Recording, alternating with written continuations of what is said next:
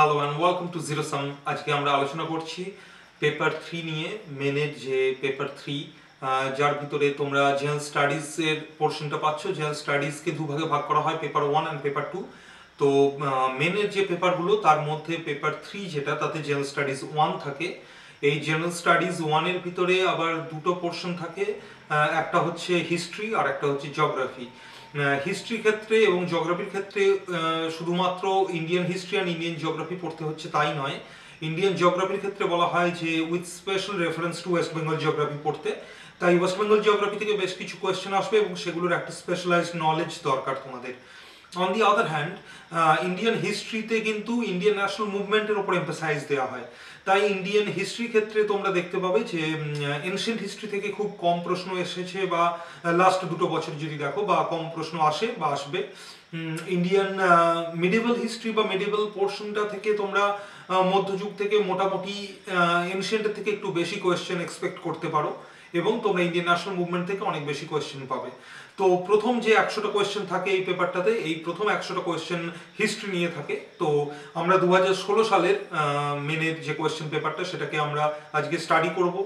আমরা বোঝার চেষ্টা করব কি ধরনের প্রশ্ন এসেছে, এই প্রশ্নগুলো উত্তর দিতে গেলে কীরকম ভাবে পড়তে হবে, তোমাদের পড়াশোনার ক্ষেত্রে কী ধরনের স্ট্র্যাটেজি নেওয়া দরকার, এবং আমি এখানেতে আলোচনা করব যে কোয়েশ্চেন পেপারকে কিভাবে অ্যানালাইজ করা দরকার, এবং অ্যানালাইজ করার পরে পয়েন্ট ওয়াইজ কি কি ধরনের ইনফরমেশন তোমরা নোট ডাউন করবে, যে ইনফরমেশন বা পয়েন্টগুলোর ওপর ভিত্তি করে বেসিক্যালি তোমরা টেক্সট বুক চুজ করবে যে কোন ধরনের বইতে এই ধরনের ইনফরমেশন পাবে, এবং ওই বইগুলো থেকে পুরোটা ডিটেলে না পড়ে কিভাবে সিলেক্টিভ বইতে খুব অল্প অল্প পোর্শন পড়বে এবং মেনের কোয়েশ্চেনগুলোর উত্তর দেবে।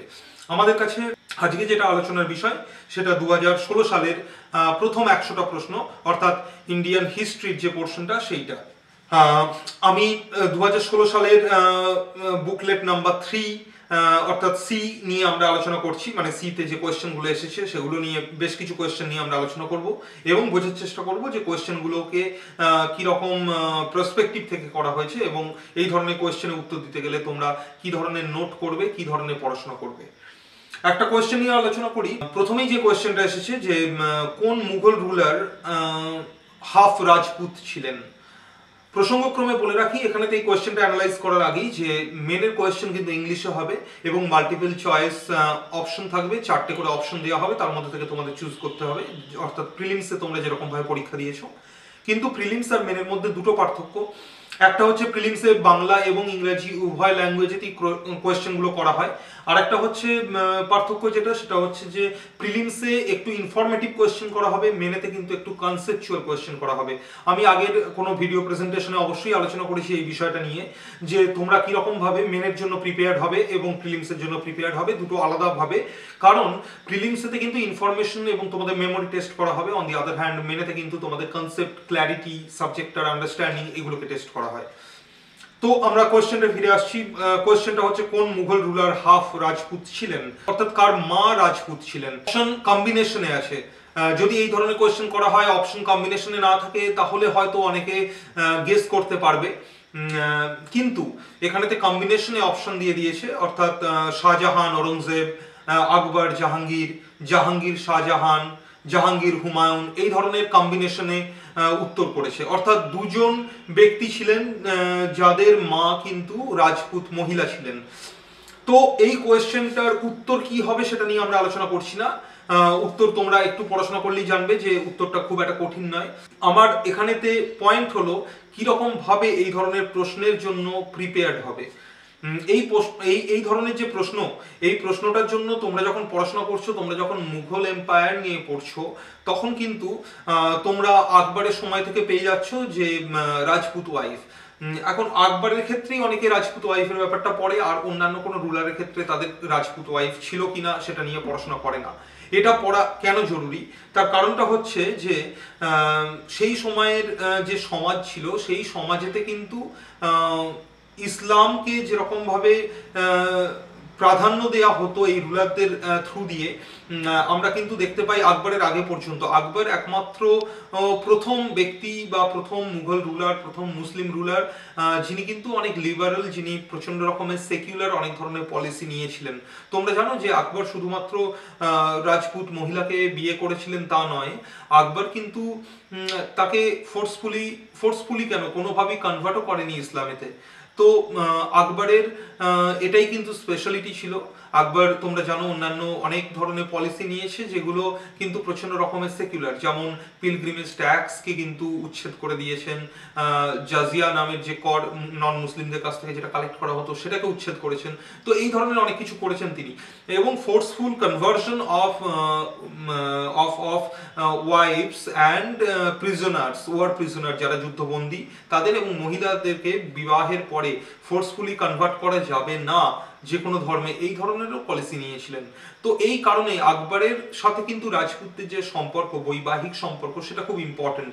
এবং আকবরের এই ক্ষেত্রে আকবর নিয়ে যখন পড়াশোনা করছো, শুধুমাত্র পলিসি নিয়ে পড়ছো, ট্রাভেলার নিয়ে পড়ছো, যদি ক্যাটেগরিতে ভাগ করে নাও, শুধুমাত্র এই দুটো তিনটে জিনিস নিয়ে পড়ছো তা নয়। আকবরের ক্ষেত্রে কিরকম ক্যাটেগরি করা উচিত পড়াশোনার সময় যখন তোমরা পড়ছো, তখন যেমন 1 নম্বর ক্যাটেগরি আকবরের সময় কি কি যুদ্ধ হয়েছে। তো এই ক্ষেত্রে শুধুমাত্র যুদ্ধের সাল জানছো বা কার বিরুদ্ধে হয়েছে তা নয়, যুদ্ধটার অবশ্যই ফলাফল জানছো, যুদ্ধটাতে কে লিড করছে। যুদ্ধটাতে যেমন হলদিঘাটের যুদ্ধতে আকবর সশরীরে উপস্থিত ছিল না, তো সেই ক্ষেত্রে আকবরের হয়ে কারা লিড করেছিলেন, এই সমস্ত জিনিসগুলো জানা জরুরি। সেকেন্ড এরকম ক্যাটাগরিতে ফেলা যেতে পারে আকবরের জীবনটা, যে আকবরের ইম্পর্টেন্ট পলিসি। থার্ড হচ্ছে যে আকবরের সময়ের ইম্পর্টেন্ট লিটারেচার। ফোর্থ হতে পারে আকবরের সময়ে ইম্পর্টেন্ট ট্রাভেলার যারা এসেছিলেন। ফিফথ হতে পারে আকবরের সময়কালে যে সমস্ত ট্যাক্স বা যে সমস্ত রিফর্মেটিভ পলিসিগুলো নেওয়া হয়েছিল। তো এইরকম ক্যাটাগরিতে ফেলা হচ্ছে। তারপরে এরকম ক্যাটাগরি তৈরি করা যেতে পারে যে আকবরের আর্কিটেকচার কি কি তৈরি করেছেন তিনি। তারপরে আকবরের ক্ষেত্রে জানা জরুরি যে আমি যেটা নিয়ে একটু আগে আলোচনা করছিলাম যে আকবরের রাজপুত ওয়াইফ, কতজন ওয়াইফ ছিল, তাদের মধ্যে কতজন রাজপুত ছিল, তাদের কোন কোন অঞ্চলেতে তাদের বাড়ি ছিল। তো এই সমস্ত জিনিসগুলো জানার মাধ্যমে, কেন অঞ্চল জানা জরুরি, কারণ আকবরের এগুলো প্রত্যেকটা স্ট্র্যাটেজিক ডিসিশন ছিল, এবং আকবরের এই স্ট্র্যাটেজিক ডিসিশনগুলোকে নিয়ে যদি আলোচনা করা যায় তাহলে জানা যেতে পারে যে আকবর কোন কোন অঞ্চলের সাথে বৈবাহিক সম্পর্ক স্থাপন করার মাধ্যমে সেই অঞ্চলগুলোকে ইউজ করেছিলেন ডিপ্লোম্যাটিক্যালি নিজের সাম্রাজ্যকে ধরে রাখার জন্য বা নিজের সাম্রাজ্যকে আরো স্ট্রঙ্গার করে তোলার জন্য। তো এই সমস্ত জিনিসপত্রগুলো জানা জরুরি। তো রাজপুতের ওয়াইফও একটা ক্যাটাগরি হচ্ছে। এরকম ভাবেই কিন্তু অন্যান্য রুলারগুলোর ক্ষেত্রেও কিন্তু জানতে হচ্ছে, অন্যান্য মুঘল এম্পায়ারের রুলারদের ক্ষেত্রে জানতে হচ্ছে যে তারা কিরকম ধরনের পলিসি নিয়েছেন, তাদের লাইফের ইম্পর্টেন্ট ইনসিডেন্ট কি, কোনো ট্রাভেলার এসেছেন কিনা, লিটারেচার কিছু লেখা হয়েছে কিনা, তাদের আর্কিটেকচার কিছু আছে কিনা, তাদের এরকম ডিপ্লোম্যাটিক ওয়েতে যে সমস্ত ম্যারেজগুলো তারা করেছিলেন, এই সমস্ত জিনিসপত্রগুলো নিয়ে। তো এইগুলো যখন তোমরা জানছো, অটোমেটিক্যালি এই কোয়েশ্চেনটার উত্তর দিতে পারছো। এবং শুধুমাত্র এই কোয়েশ্চেনের উত্তর দিতে পারছো তা নয়, এইরকম ভাবে যদি তোমরা ক্যাটেগরি ওয়াইজ ভাগ করে নিতে পারো তাহলে কিন্তু সবকটা কোয়েশ্চেনেরই উত্তর করা যাবে, এই ধরনের যে কোয়েশ্চেনগুলো হবে। তাহলে ক্যাটেগরি মনে রাখছো, অবশ্যই আর্কিটেকচার, অবশ্যই traveller, literature, important policies, battle, এবং ডিপ্লোম্যাটিক ডিসিশন হয়ে থাকে তার বিবাহের ক্ষেত্রে। তো তাহলে বৈবাহিক সম্পর্ক কোন ডাইনাস্টির সাথে হচ্ছে, কোন অঞ্চলে কার সাথে বিবাহ হচ্ছে, এবং পরবর্তীকালে সেই বিবাহটা কোনো রকম ভাবে সাম্রাজ্য অ্যাডমিনিস্ট্রেশনের ক্ষেত্রে কোনো রকম ইম্প্যাক্ট ফেলেছিল কিনা, এই সমস্ত জিনিসপত্রগুলো। তো এই কোয়েশ্চেনটার উত্তর করতে গেলে এরকম ভাবে করতে হবে, বা এই ধরনের কোয়েশ্চেনগুলোর জন্য জরুরি।